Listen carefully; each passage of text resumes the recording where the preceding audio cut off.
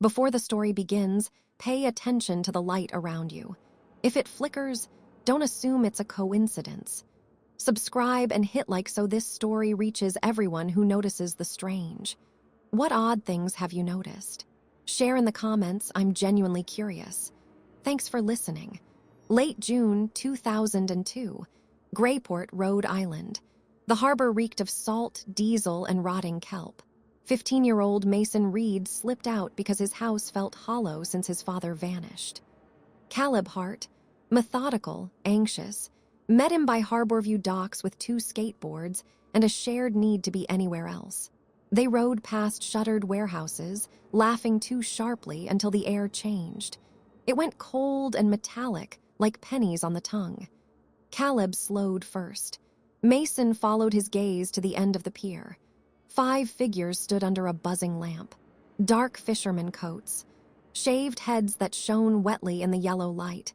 They didn't smoke. They didn't shift. They didn't breathe. One raised a hand and curled his fingers inward, slow, patient, unavoidable. Caleb crushed Mason's sleeve and whispered, "Don't stare, just go." Mason tried. His board didn't roll. The wheels felt stuck, as if the pier had turned soft under him. The lamp flickered, and the 5 figures blurred for a heartbeat, like a bad frame of film, then sharpened again, closer without moving. From the waterline behind them came a rasping voice, sand dry and wrong. "Over here, boys." Fear snapped Mason loose. He ran. Caleb ran with him. Their boards clacked as they sprinted toward the only bright place nearby, a 24-hour laundromat on Finch Street, its blue sign humming like a trapped insect. Inside, heat and detergent hit hard. Washers stared with round glass doors. Dryers spun half empty, clanking in a steady rhythm that felt too much like breathing. No clerk, no customers, just fluorescent light and damp air. They ducked behind the counter, lungs burning. Mason's eyes kept sliding to the washer doors. The glass looked faintly fogged from the inside, as if something had pressed close and exhaled. The bell above the front door jingled. No footsteps followed. The smell did copper and tidewater, strong enough to sting. 5 shapes slid into the laundromat as if the door had opened for them.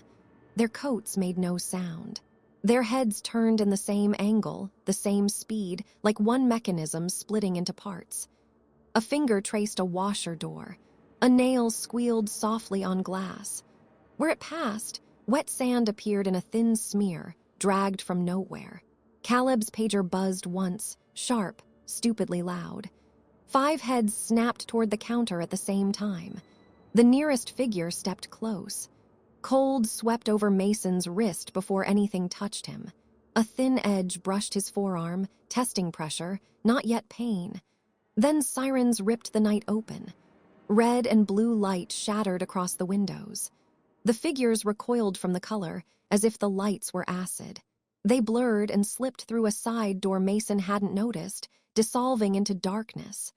Officers stormed in seconds later, shouting into the empty brightness. Mason couldn't answer questions. Caleb couldn't either. Their fear sat in their throats like ice. When Mason finally looked down, a faint gray crescent marked his arm where the cold edge had touched him, like ash pressed into pores. He scrubbed until his skin burned. The mark stayed. Outside, the harbor wind drifted along Finch Street and carried a whisper that didn't belong to any human mouth, thin and certain, aimed at him alone. Over here. The town pretended nothing had happened, but Grayport had learned their names. By morning, the docks assumed their old shape, boats creaking, gulls screaming, the smell of bait and rust. But Mason felt it immediately. Eyes where there were none. Silence where sound should live. The harbor had teeth now. Police came twice that week. Different uniforms, same questions. Mason noticed how they avoided saying certain words. Men became individuals. Coats became outerwear. The mark on his arm earned a long look and a quiet note in a folder that was closed too quickly. By the 3rd visit, missing posters appeared. Not plastered, placed. 1 per block. Same size, same paper, same gray-toned faces, teenagers mostly. A few younger. all taken near water, roads, or places meant to be safe at night. Caleb stopped skating. He started counting instead. Steps to school, cars at intersections, people behind them in line. He wrote it all down in a small blue notebook and slept with it under his pillow. Mason tried to act normal. He failed. Every reflection became a test. Store windows, car doors, dark screens. Sometimes he thought he saw shaved heads where his own face should be. Sometimes the reflections smiled before he did. They stopped taking the pier route, then the streets near it, then anywhere without witnesses. Grayport shrank fast. Freedom went first. One afternoon, Mason swore he saw one of the men outside the library. Same coat, same posture. The sun was bright. Families walked by. When Mason blinked, the man was gone, but the smell of copper stayed. They told no one at school. When rumors surfaced, they were laughed into shape. Urban legend, summer scare, kids exaggerate. The worst part wasn't fear, it was familiarity. By July, Mason could feel when they were close. Not see, feel. Pressure behind the eyes, a low vibration in his chest, like standing near a running engine. Once, walking home alone at dusk, he felt it so strongly he threw up behind a trash bin. That night, a note appeared in his mailbox. No stamp, no address, just folded paper, damp at the edges. Keep moving, we like the ONES who run Mason burned it in the sink. The ash smelled like seawater. 2 days later, Caleb's notebook disappeared from his room without anything else disturbed. Not the window, not the door, just the notebook. They stopped being boys after that. They started mapping instead. Times, lights, sirens. Every police response was 3 to 5 minutes late. Every disappearance followed the same pattern, isolated, distracted, unseen. Late August brought heat and desperation. That's when the stranger found them. He waited near the old bait shop, pretending to fix a broken sign. Older, unshaven, coat too large for the weather. He didn't approach until Mason felt the pressure behind his eyes spike. "You saw them," the man said quietly. Not a question. Caleb froze. Mason didn't deny it. The man introduced himself only as Harlan. He carried a folder thick with paper, maps, dates, grainy photos taken from too far away. 5 figures, always 5, never changing. "They don't take everyone," Harlan said. "They take the ones who notice." He warned them to stay away from the water, from lights that flicker, from places that hum after midnight. Then he left the folder on the bench and walked off, limping slightly, like someone who had run once and failed. That night, Mason dreamed of the laundromat again. Only this time, the washers were open, and something inside them was breathing. By September, Grayport felt thinner, like a stage set someone had leaned against too hard. School resumed, but routines didn't bring comfort. Mason sat in classrooms staring at exits. Caleb chose seats with walls behind him. Bells rang too sharply. Fluorescent lights hummed with the same pitch as the laundromat sign, and that alone was enough to make Mason's stomach twist. They studied Harlan's folder in pieces, never all at once. The maps showed clusters, harbors, ferry stops, late-night shops. Always 5 sightings before a disappearance. Always within walking distance of water or rail. Always followed by a brief power flicker logged by the electric company and a police arrival that missed the window by minutes. What frightened Mason most was the handwriting in the margins. It wasn't Harlan's. Short notes, cramped and slanted, as if written in a hurry. They learn they wait, don't let them see you see them. Caleb started sleeping with the lights on. Mason started dreaming with his eyes open. He would drift off in class and see the men standing between desks, coats dripping onto tile, heads turning together. He learned to wake himself by counting 5 desks, 5 breaths, 5 seconds. The town lost another kid mid-September. A paper route near the old rail spur. Witnesses reported men by the tracks, but the statement was softened by the time it hit print. Mason read the article 3 times and noticed what was missing. No description, no appeal. Just a phone number and a promise of updates that never came. They decided to test a theory. One Friday night, they walked the perimeter of Finch Street, staying in light, moving steadily, never stopping. At 11:42 p.m., the pressure hit Mason's chest so hard he staggered. Caleb caught him before he fell. Across the street, a storefront light flickered. Once, twice. 5 shadows appeared in the glass, not reflections, not quite silhouettes. They lagged a second behind Mason's movements, like a delayed signal. When he raised his hand, the shadows raised theirs a heartbeat later. Caleb whispered, "They're practicing." The power died for half the block. They ran. Sirens followed late, as always. When the lights came back, the shadows were gone, but wet footprints remained on the sidewalk, leading nowhere, stopping abruptly like a sentence cut off mid-word. The next morning, Harlan was dead. Found near the bait shop, slumped against the door, eyes open to the sky. The police said heart failure. Mason saw the ash-gray crescents along Harlan's wrists in the coroner's photo leaked online. 5 marks, evenly spaced. Caleb vomited and didn't stop shaking for an hour. After that, the folder changed. New pages appeared without explanation. Better photos, clearer angles. The men's faces were wrong. Not blank, not human. Like features copied from memory without understanding how skin should sit on bone. A final note was taped to the inside cover. "Your clothes closer than he was, don't come back to the light." Mason understood then. The lights weren't safety. They were invitations. Sirens weren't rescue. They were signals. On the last warm night of the month, the harbor went silent. No gulls. No engines. No waves. Mason stood at his bedroom window and felt the pressure build, heavier than ever. Across the water, 5 dock lights flicked on at once, and one by one they went dark. The night the harbor went dark, Grayport stopped pretending it was in control. Mason didn't sleep. Neither did Caleb. The air felt charged, like the moment before a storm breaks, except the sky was clear and wrongfully calm. From Mason's window, the water looked flat, black, and solid, as if it could support weight. At 12:07 a.m., every phone in the house buzzed at once. No alert text. No caller ID. Just a vibration that crawled through walls and bones. When it stopped, the silence felt deliberate.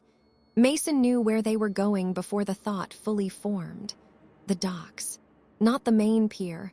The old service stretched beyond it, where the lights had gone out in sequence.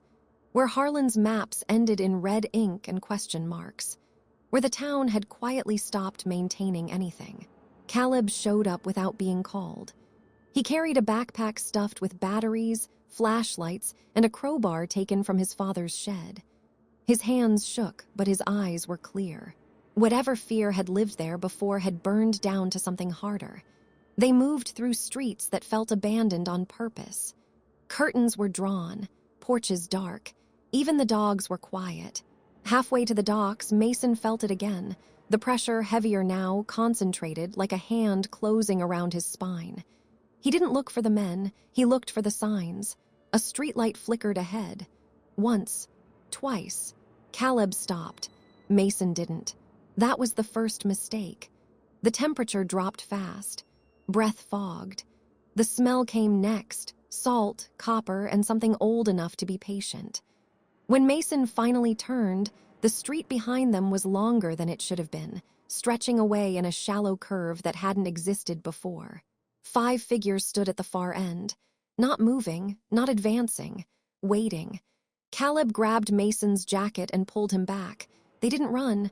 Running made them interesting. Harlan's notes had been clear about that. They walked. Slow, measured. The men matched them, not in distance, but in posture.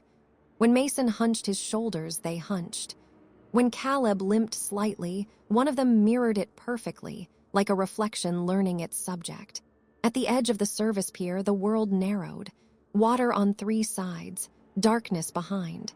The dock itself hummed faintly, vibrating through Mason's shoes. The men stopped 10 feet away. Up close, the coats weren't coats. They were layered skins, stitched, patched, salt-stiff.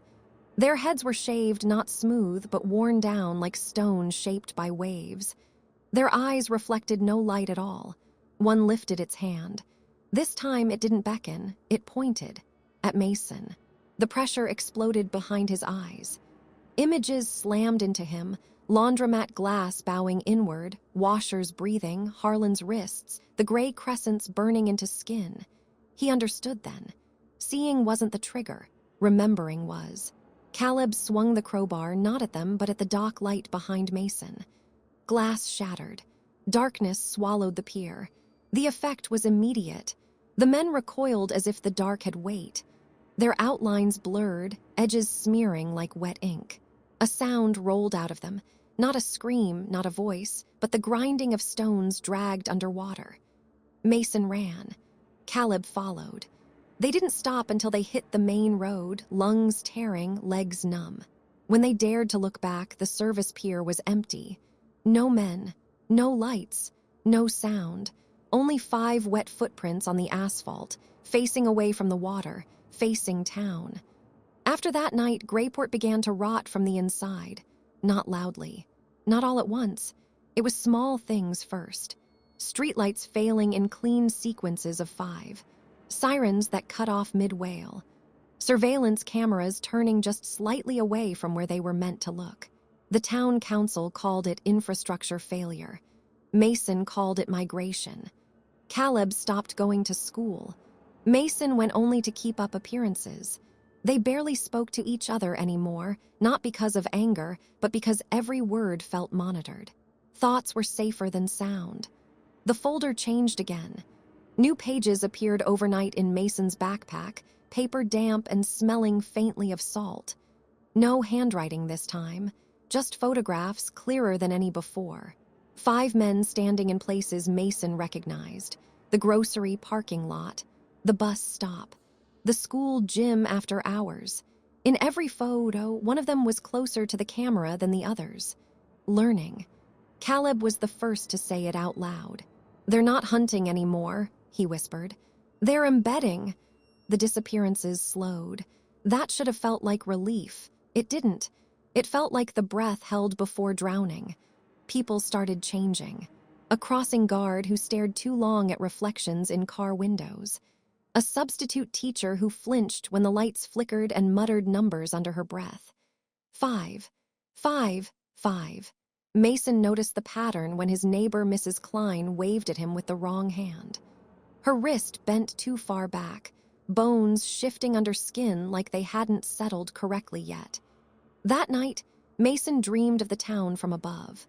Streets laid out like veins, lights pulsing, and 5 dark shapes moving through them, not as bodies, but as absences, holes in reality sliding into place. He woke with a nosebleed and the taste of metal in his mouth.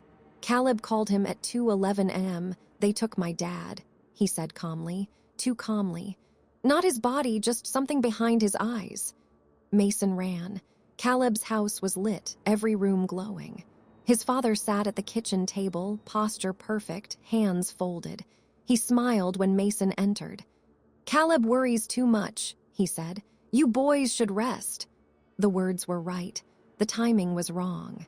The voice hit its beats like it was reading from a script it didn't understand.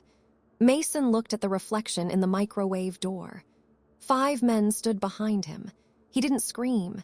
He grabbed Caleb and ran. They locked themselves in the attic of an abandoned boathouse by the cove, surrounded by dust and old nets that smelled like rot and memory. There, Caleb finally broke. "They can wear us," he said. "Not fully, not yet, but enough." Mason remembered the laundromat, the breathing machines, the way the men mimicked movement, posture, pain, practice. At dawn, the fog rolled in thick and heavy, swallowing the harbor. From somewhere inside it came the hum Mason now recognized, not electricity, not wind. Synchronization. 5 shapes moved through the mist toward town, slower now, confident. Grayport wasn't being hunted. It was being replaced. By October, Grayport no longer felt like a place. It felt like a process. Mason and Caleb lived out of the boathouse attic, sleeping in shifts, eating canned food stolen from dockside storage. The fog never fully lifted anymore. It thinned during daylight, just enough to pretend the town still functioned, then rolled back in every evening like a scheduled event. They watched people move below from cracks in the wood. Too precise, too aligned. Groups of 5 lingered at intersections. Conversations stopped and resumed in unison. Laughter came late, like an echo that had missed its cue. Mason stopped counting how many times he saw someone turn their head a second too late, as if the command to move had arrived with lag. The folder appeared again. This time it was waiting for them in the attic. No footsteps, no sound, just there. Inside was a map of Greyport, redrawn with obsessive detail. Streets circled, buildings crossed out, and 5 black X's marked along the harbor, forming a loose arc around the town like a closing jaw.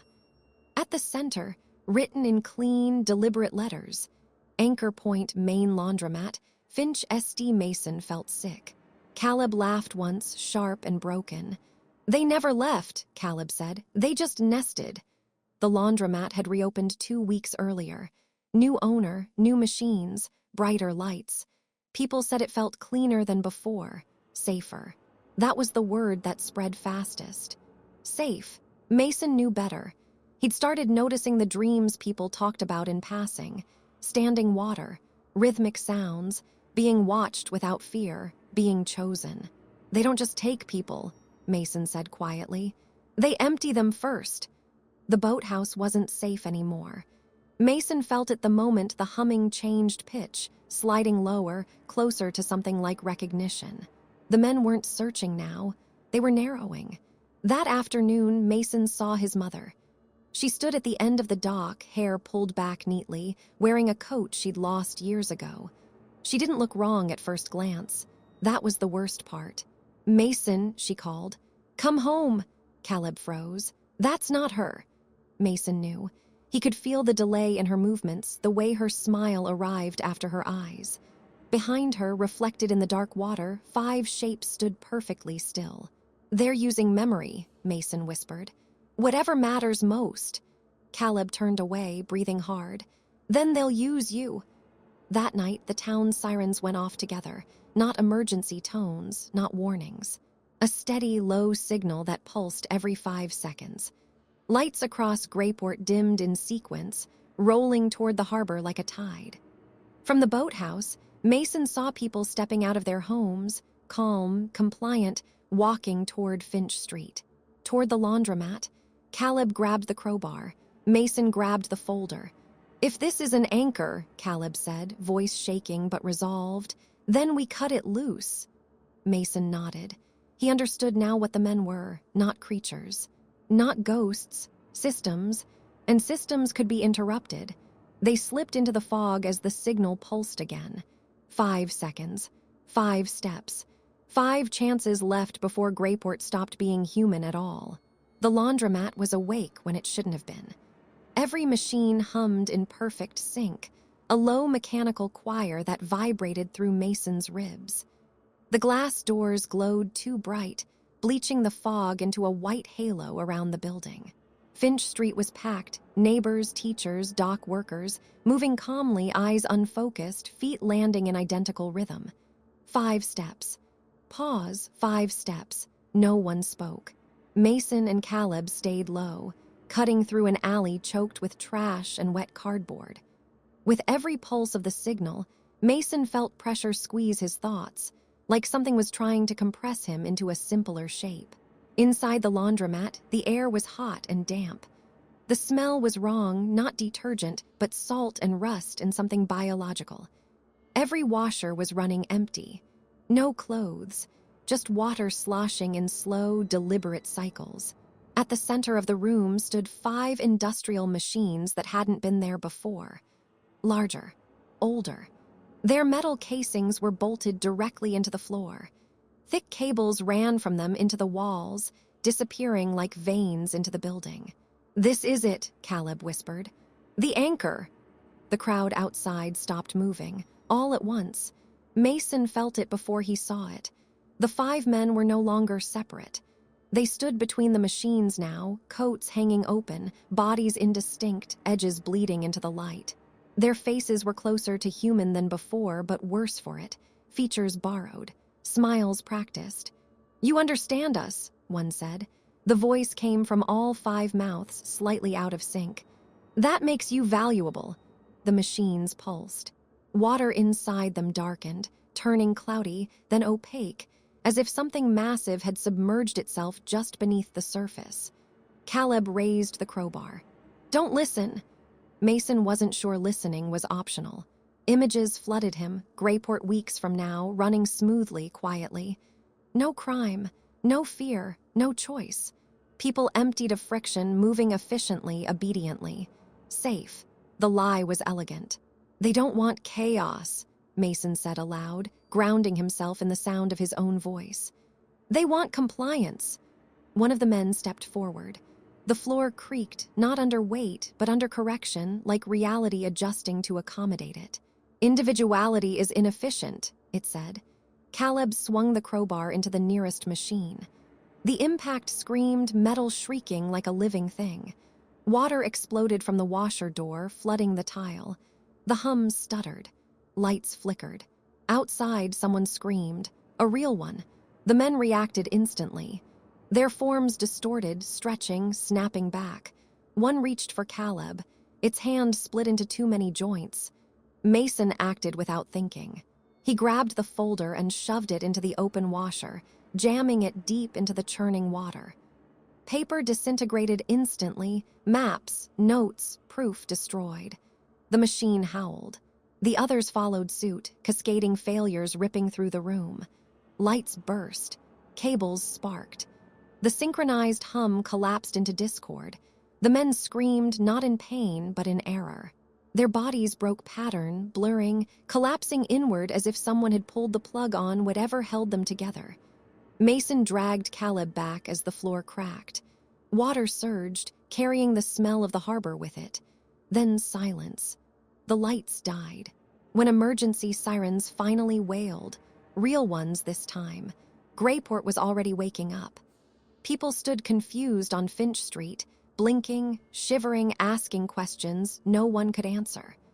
The laundromat burned down before sunrise. Electrical fire, they said. No bodies were found, no machines either. By morning, the fog lifted. And for the first time in months, the harbor smelled like just salt again.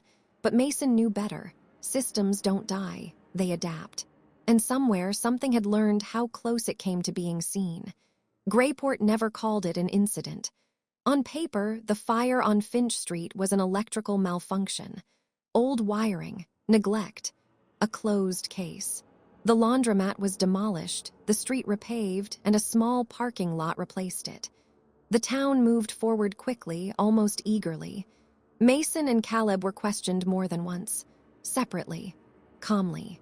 Their accounts were too consistent to be useful and too strange to take seriously. Authorities settled on stress, imagination, teenage fear. No charges, no answers. Caleb's father went back to normal, mostly. He smiled. He joked. But sometimes he paused mid-thought, staring into nothing, like he was waiting for something to resume. Caleb noticed. He stayed silent. By winter, Greyport felt alive again. Noisy, flawed, human. But Mason understood the truth. Nothing had been erased. It had only stopped. The dreams continued, but they widened. Other towns, other coastlines, brighter laundromats, cleaner lights, systems adapting. Learning.